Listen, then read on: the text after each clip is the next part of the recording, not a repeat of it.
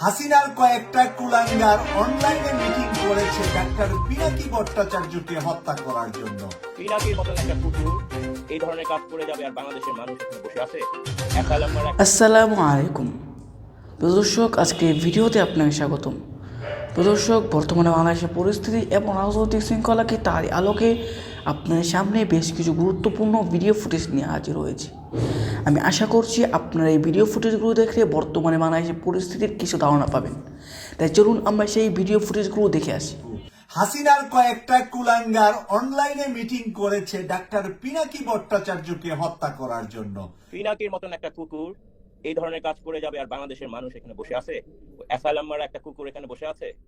এই কুকুরটার গলা কাটা যদি এখানে কোনো মানুষের ডেথ প্ল্যান্টে হবে না, life in the prison. I am challenging. I am sorry. আপনাদের কাছে আমার জানতে চাওয়া, ডাক্তার পিনাকি ভট্টাচার্যের একটা পশম, একটা চুল উপরে হোক আর নিচে হোক, মাঝখানে হোক, যেখানে হোক, শরীরের ছিঁড়ার মতো ক্ষমতা হাসিনার কুলাঙ্গাদের আছে কি নাই বলেন? যদি হাসিনার কুলাঙ্গাদের থাকতো তাহলে কি 5ই আগস্ট বাংলাদেশে ঘটতো? এখন 5ই ফেব্রুয়ারিতে 32 নাম্বার যখন ডাক্তার পিনাকি ভট্টাচার্য আর সাংবাদিক ইলিয়াস হোসেনের ডাকে মানুষ সাড়া দিয়ে, জনতা সাড়া দিয়ে গিয়ে ভেঙ্গে চুরমার করে ফেলেছে, এদের মধ্যে একটি গ্রুপ অনলাইনে মিটিং করেছে এবং তাদের ফেস চেহারাও আমরা পেয়ে গিয়েছি যে ওরা মিলে এই মিটিংটা করেছিল। কয়েকজনের ক্যামেরা আবার বন্ধ ছিল। যখনই কথা বলতেছে একজন হঠাৎ করে বলছে যে ফ্রান্সের আইনে যদি পিনাকিকে হত্যা করো তাহলে কি আর হবে? 10-12 বছরের জেল হবে। ফ্রান্সে তো কোনো ফাঁসির সিস্টেম নাই। আমার প্রশ্ন হলো, ওই কুলাঙ্গারের কাছে প্রবাসে যারা থাকে, বিদেশে যারা থাকে, তারা হাসিনার বাপের লেগা একদিনের জন্য জেল কাটতে যাবে না। কারণ প্রবাসীরা একে অপরকে এত ঘৃণা করে না যে কাউকে মারার জন্য পরিকল্পনা করবে। কারণ প্রবাসীরা একে অপরের প্রতি একটা আন্তরিকতা বা শ্রদ্ধা বা সম্মান, ভালোবাসা সবসময় থাকে। আর হাসিনার কুলাঙ্গাররা কয়েকজনে মিলে চিন্তা করেছে যে ডাক্তার পিনাকি ভট্টাচার্যকে হত্যা করে ফেলবে। এরই মাঝে যখন কথাটা বলেছে মিটিং এ, সাথে সাথে দেখছি কয়েকজনের ক্যামেরা বন্ধ করে ফেলেছে। মানে ভয় পেয়ে গেছে তাৎক্ষণিক ভাবে যে যদি আমার চেহারা দেখে ফেলে তাহলে ফ্রান্সের সরকার হোক বা অন্য কোনো সরকার হোক, আমরা কিন্তু এরই মাঝে তাদের স্ক্রিনশট নিয়ে ফেলেছি। আমাদের কাছে কয়েকজনের ফটো আছে।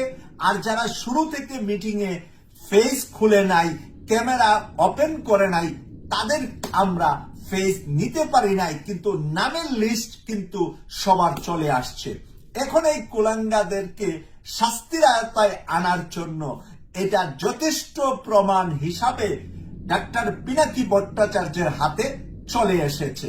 কারণ এই কুলাঙ্গার যারা মিটিং এ বসেছে, যারা তার কথা শুনেছে, সমানভাবে অপরাধী হয়ে এখন উল্টা তাদের জন্য বিরাট বাম্বুর ব্যবস্থা, আইকাউলা বাঁশের ব্যবস্থা এখন পিনাকি করবে।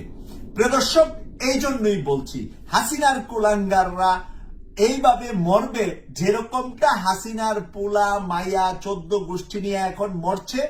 এখন হাসিনা চিন্তা করছে যে তার কুলাঙ্গাররাও বাইচা থাকা কোনো দরকার নাই, যেহেতু তাকে 5ই আগস্ট বাঁচাতে পারে নাই ছাত্রলীগ, যুবলীগ, স্বেচ্ছাসেবক লীগ, খাম লীগ। কোন লীগ কি রাস্তায় ছিল 5 তারিখে বা 5 তারিখের আগ থেকে কোন রাস্তায় আসতে পেরেছে?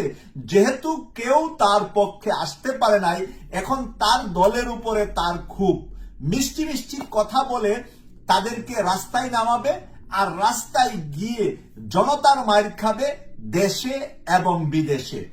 আইনের কাঠগড়ায় দাঁড়াবে দেশে এবং বিদেশে। এতে করে হাসিনা মুস্কি মুস্কি হাসবে যে এতদিন আওয়ামী লীগ করে যে ঘি মাখন খাইছো, এখন তোমরা সেই থেরাপি খেয়ে মাখন আর কিছু তেল শরীর থেকে বাইর করো। এটা হলো হাসিনার ফন্দি।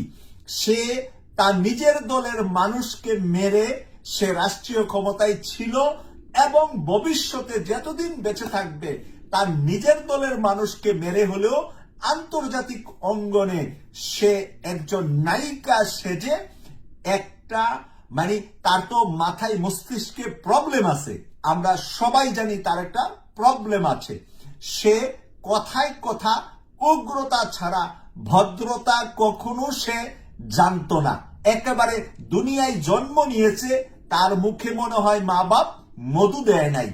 এই মহিলা সারাটা জীবন বিরোধী দল, অন্যান্য দলের মানুষদেরকে যেভাবে কটূক্তি করেছে, এখন তার দলের লোকদেরকেও সে ফন্দি করে রাস্তায় নামিয়ে মারার জন্য এই ফন্দি এঁটেছে। যারা আওয়ামী লীগ করেছেন, যারা ছাত্রলীগ, যুবলীগ, স্বেচ্ছাসেবক লীগ, টুকাই লীগ যা করেছেন, তওবা করে ভালো হয়ে যান, সোজা হয়ে যান। ভালো হতে কিন্তু পয়সা লাগে না। আমরা কিন্তু আছি আপনাদের কি। গাজীপুরের ঘটনার পর একটা ভিডিও ছড়িয়ে পড়েছে, আমরা অনেকে নিশ্চয়ই দেখেছি। এটা কথা বলছেন মূলত জনাব হাসনাত আব্দুল্লাহ, যিনি বৈষম্য বিরোধী ছাত্র আন্দোলনের আহ্বায়ক। ঠিক তার পাশে দাঁড়িয়ে আছেন সার্জিস আলম, যিনি জাতীয় নাগরিক কমিটির মুখ্য সংগঠক, আমি যদি ভুল না করে থাকি। মানে দুজনকে আমরা খুব জুটি হিসেবে চিনি, আমরা এক কথায় হাসনাত সার্জিস এভাবে বলি। কথা বলছেন মূলত জনাব হাসনাত আব্দুল্লাহ।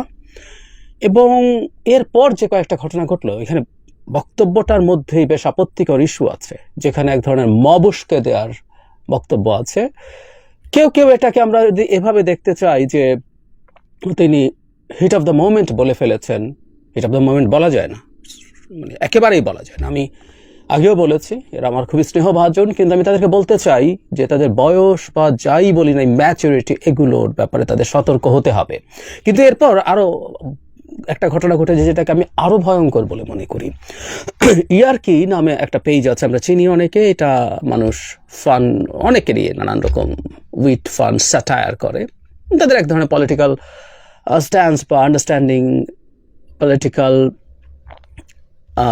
মানে অ্যালাইনমেন্ট থাকতে পারে কখনো কখনো। খুব মন দিয়ে দেখি না, অনেকে শেয়ার করলে আসে, তো থাকতে পারে কেউ কেউ এটা নিয়ে অভিযোগও করতেন বা করেন।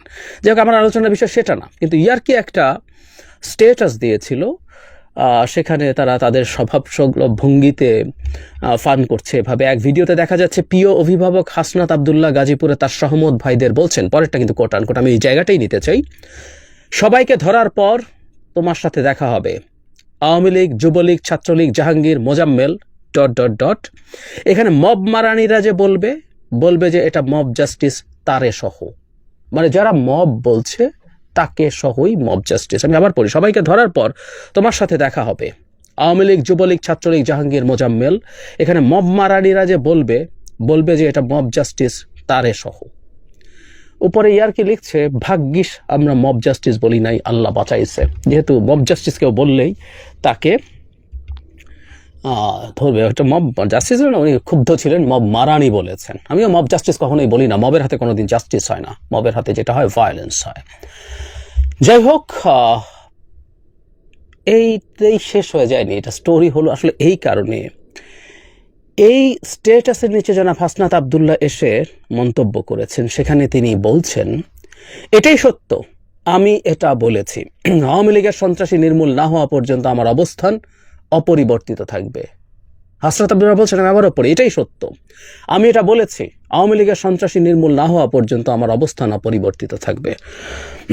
আমাদের একটা জিনিস মনে রাখা দরকার, জনাব সার্জিস তেমন একটা কথা বলেনি, কিন্তু তার বডি ল্যাঙ্গুয়েজ অ্যান্ড ফেশিয়াল এক্সপ্রেশনে এক ধরনের সায় দেখা যেতে পারে, কারো কারো মনে হতে পারে, কারো মনে নাও হতে পারে।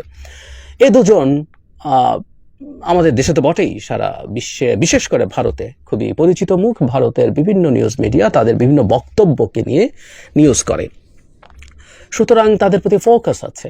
জনাব হাসনাত এখানে একেবারে ক্লিয়ারলি মব। দর্শক, আমি আশা করছি আপনারা সকলে এই ভিডিও ফুটেজগুলো দেখেছেন। এই ভিডিও ফুটেজগুলো দেখে আপনাদের কি মন্তব্য অবশ্যই কমেন্ট বক্সে জানাবেন।